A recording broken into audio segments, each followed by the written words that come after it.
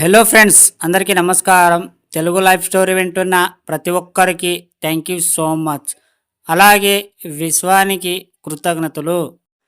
విశ్వం తనను తాను పునర్నించుకుంటుంది. ఈ వాక్యాన్ని 10 సార్లు చదవండి. ఎవరి కోసం తను అలా నిర్మించుకుంటుంది? దానికేం అవసరం? ఎప్పుడైనా ఆలోచించారా? మీ ఇంట్లో ఒక పని మనిషి ఉన్నాడనుకోండి. అతనికంటూ ఏమీ ఆలోచనలు ఉండవు. ఎందుకంటే యజమాని ఆలోచన తన ఆలోచనగా సాగుతాడు.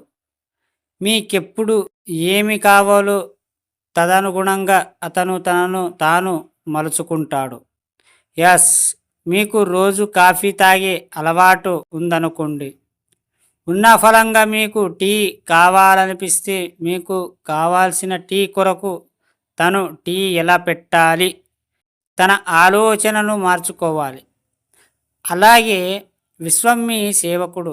మీరు ఇప్పటి వరకు జీవిస్తున్న జీవితానికి అనుగుణంగా మీ జీవితాన్ని డిజైన్ చేయడం జరుగుతుంది. అది మాత్రమే మీ ఆజ్ఞానిలో పడి విశ్వం మీకు కావాల్సింది అందివ్వడం జరిగింది. కానీ ఇప్పుడు ఉన్న ఫలంగా మీ జీవితానికి డబ్బు సంపద అనే డిజైన్ ఇవ్వడం వల్ల అవి ఎలా ఇవ్వాలి అనే దానికై విశ్వం తనను తాను పునర్నిర్ణయించుకోవడం జరుగుతుంది. ఎస్, మీ కోరిక మాత్రమే. మీరు కోరుకున్న దానికి అనుగుణంగా మీకు అన్నీ సమకూరుస్తుంది.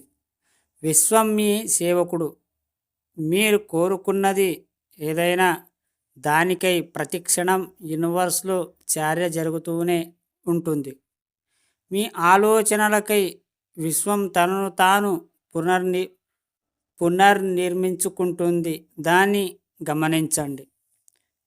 మీరు ఏదైనా చేయాలనుకుంటే ఫస్ట్ మీకు నమ్మకం అయితే ఉండాలి. ఖచ్చితంగా నమ్మకం ఉంటేనే అవన్నీ జరుగుతాయి. నమ్మకం లేకపోతే ఏది జరగదు.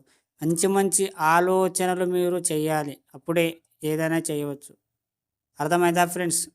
ఈ స్టోరీ విన్న ప్రతి ఒక్కరికి థ్యాంక్ యూ సో మచ్. అలాగే విశ్వానికి కృతజ్ఞతలు.